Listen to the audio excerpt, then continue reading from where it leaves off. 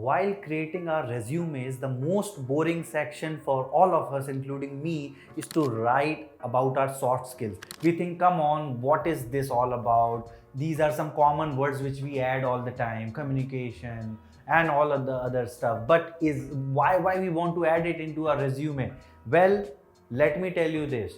These soft skills might be very common. You might have heard about these soft skills day in and day out. You might have these skills, but if you can enhance these skills, if you can make some of these skills your strength, then it could be a game changer, because these soft skills can't be proven immediately.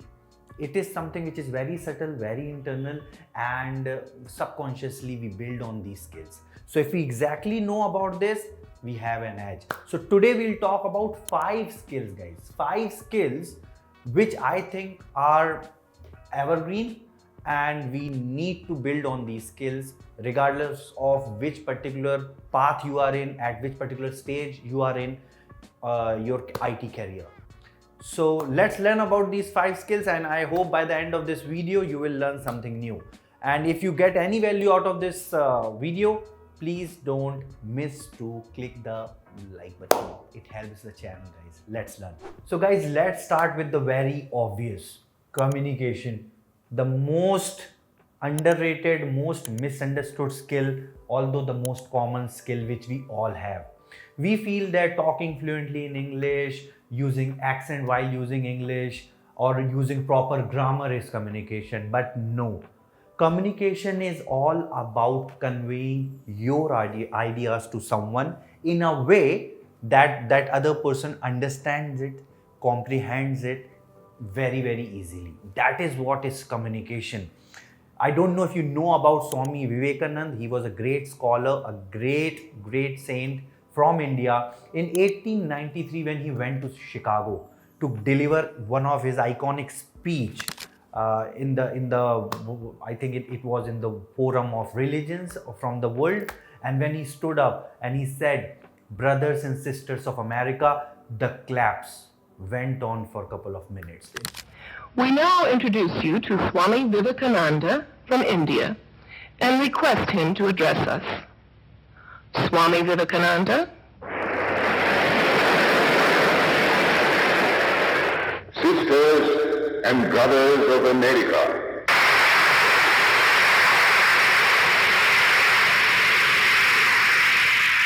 That was the iconic moment, and it was not about speaking in English. It was about conveying that feeling that you are my brothers and sisters. Although you don't know about India, although you have not come from India, you don't know nothing about my religion, but still I consider you my brothers and sisters.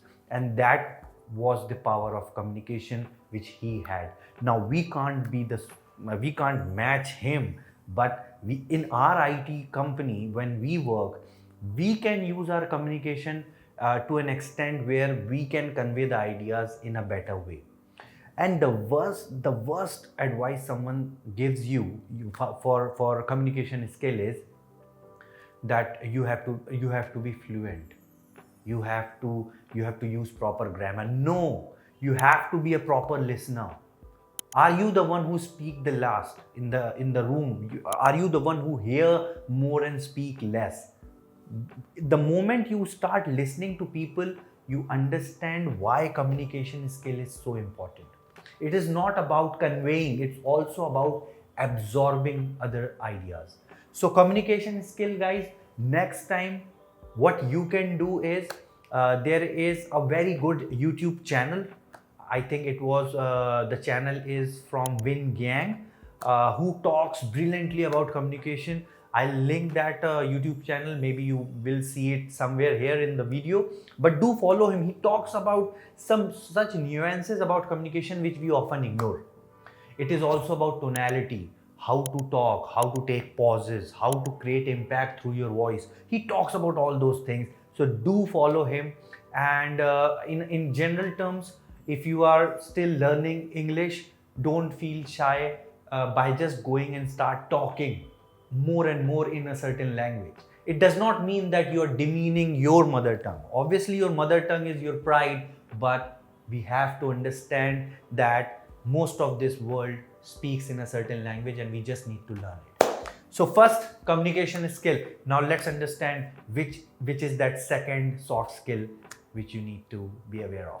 Sorry friends, due to some reason the second clip where I talked about the second soft skill has been damaged, so I'm recording this buffer clip to explain you about problem solving. Problem solving is a very important skill. In 19th century, Thomas Edison, a very famous scientist, once said that I have not failed 10,000 times. I have just found out ways, 10,000 ways that does not work. So problem solving is all about that persistence, that creative persistence to find all the possible solutions to a problem. For example, if you are working as a software developer in a certain team and you get a bug in your code, it's not about how you will fix that bug, but it's more about how you understand that problem as a whole and then try to step by step approach to solve that particular problem. In your interviews as well, generally the interviewers will always give you a problem statement and they are not interested in you giving the solution, but they are rather interested in how you are approaching this particular problem and how you are going towards the solution of that problem. So problem solving, a very important skill guys. It is applicable not only in your career but even in your normal life as well. So very important skill, a very underrated skill at times. Everyone says that we can do problem solving, but when it actually comes to solving real problems, very few have that kind of approach, that persistence with creativity to find the root cause of the problem and then eventually fix it. So that's our second soft skill. Now let's understand which is our third soft skill. Everyone call themselves a good team player, especially on the CVs, but when it actually comes on your professional front, then this skill becomes a meta skill, a very soft skill, a skill which is not measured by numbers. This skill is measured by your conduct into the team. And while we all say that we are a good team player, when it will come to getting behind someone, when it will come to let other one take the credit and you stay behind the scenes, then you will understand how good a team player you are. I don't call myself a perfect team player, but I try to learn this skill every day, because if you are a leader or if you are a fresher, a team is what decides a success or failure. So take example of Argentina, guys. They won the soccer World Cup, football World Cup for their country, and they won it for Messi only because they were a cohesive unit. They were a singular team playing for a singular goal, that was to win the World Cup. Teamwork is very often confused by saying that yeah, we work together, we enjoy together. No, it all depends on when someone needs you in the team, how strongly you're backing that particular person, how you are working together in highs or lows. I tell you a story. There were these two guys who were very good friends, who were working together day in and day out, sitting together, eating outside, eating inside, going for vacations, working together as a team. And then what happens?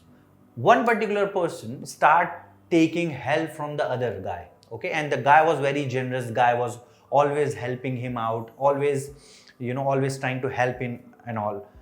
And then that particular person used to send emails to the higher management showcasing that this is the work I have done, and he used to get appreciation.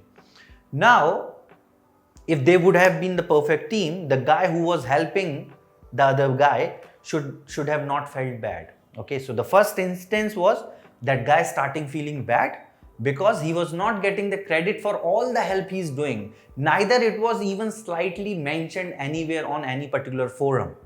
And then it's an equal miss of the other person who was taking the help from that particular guy but was not giving him enough credit.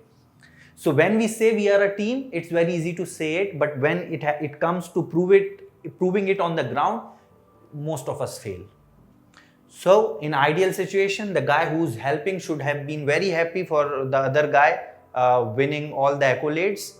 but at the same time the other guy should have been considerate enough to give this guy the credit, and then they would have got like a perfect team.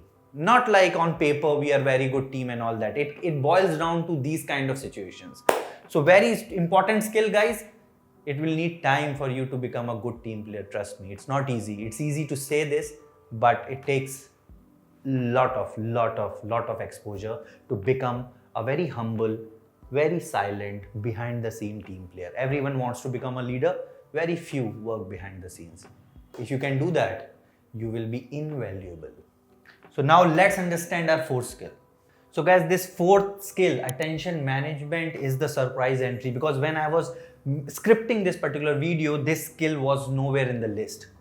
But then when I sat down and I realized that this is now becoming a very important skill to have. And why?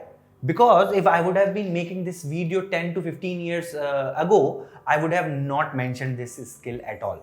But today, in the world of distractions, in the world of social media, the thing which is missing from us is not time, is about attention. That's why instead of time management, I have placed attention management as a soft skill. Because today, it is the ability for us to focus on a certain task which will decide our success or failure. A person who is willing to focus, or who's capable enough to focus on a certain task for a certain amount of time without getting distracted on his mobile, on his Insta, on his LinkedIn, will win the game. And while we think it is easy, it is not. Just put an app which counts how many times you swiped your mobile during a particular assignment, or while working on your desk. You would be amazed how much distraction we are going through. So attention management is very important, guys. Focusing on something is becoming a meta skill. If you can master it, no one can beat you. And for that, you can use meditation, you can use long walks. Go on long walks in the morning, count your steps. 1, 2, 3, 4, 5, 6, 7, 8, 9, 10. Stop. Repeat. 1, 2, 3, 4, 5, 6, 7, 8, 9, 10. Stop. So while you're counting, don't listen to music. Just count your steps. And you will understand how many times your mind is getting distracted. You might go and start wandering into the trees, and then you'll come back to the steps. But this is one of the small habits. I'm saying it's not that it is the only solution, but start focusing on these kind of things which will help you bring your attention to a particular task and try to minimize distraction. So very important skill, guys. Now let's understand which is our fifth and the last soft skill, the evergreen soft skill which we need to work upon. So guys, for the fifth one, I was really confused. I was not able to decide whether I should put adaptability or creativity in at the fifth position. So I have eventually decided to put both, because these two skills for me are meta soft skills, evergreen skills. Adaptability is about adapting yourself to the ever-changing situations. And what else could change faster than technology? Every new day you are getting new things in IT, the latest being generative AI, machine learning, now chat GPT, everything is happening, prompt engineering, you name it, and there is a new thing coming up. So if you are into IT, you have to be comfortable with the fact that whatever you are learning might become obsolete in 5 to 10 years, and then you have to start again. Whatever I was doing in 2006 when I started my IT career, I could not even talk about it now. It is so old. So you have to be adaptable. But with adaptability, you also have to be creative, because ChatGPT, Bard, all these kind of AI tools have changed the game for everyone.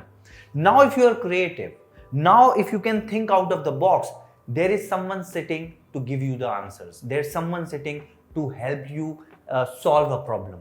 And that's where creativity comes in. And it is just one aspect of it. Creativity as a whole is about thinking something out of the box and coming up with unique solutions. So talking about creativity, one of my junior is asking ChatGPT to act as an interviewer and take the interview. So the interviewer, ChatGPT is asking questions based on the particular role in the job description. And this guy is preparing himself. He is giving the answers and then asking ChatGPT to rate his answer. Such a fabulous creative solution to prepare for your interviews.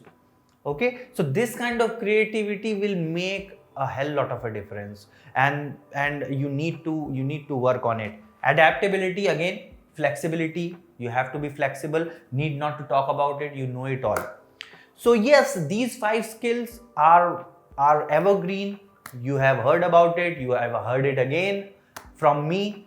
I hope it reestablishes these skills in your head, in your heart, and you will now consciously work towards it. Apart from this, there are other skills as well, like leadership, interpersonal skills, critical thinking. All these are there, okay? The list is endless. But for me, these 5 made the top of the chart for me, okay? So now your job is to tell me in your particular career, in your particular life, how you have used these skills in a particular situation, or any of your friend has used it. And also tell me in the comment which particular soft skill, it could be from this list or it could be from outside this list, matters to you the most. If you have to rank it, that skill would come at the top of this particular ladder or the list. So with that said, guys, this brings us to the end of this video. I hope you liked this. If you did, please hit the like button, hit the subscribe button and the bell icon so you exactly know when we upload our next video, guys. I try to bring IT to everyone. I try to simplify IT for everyone, and you guys are helping me on this journey. So please support the channel, and until next time, as we all say, keep learning, keep sharing all your knowledge, and yes, keep hustling. Bye for now.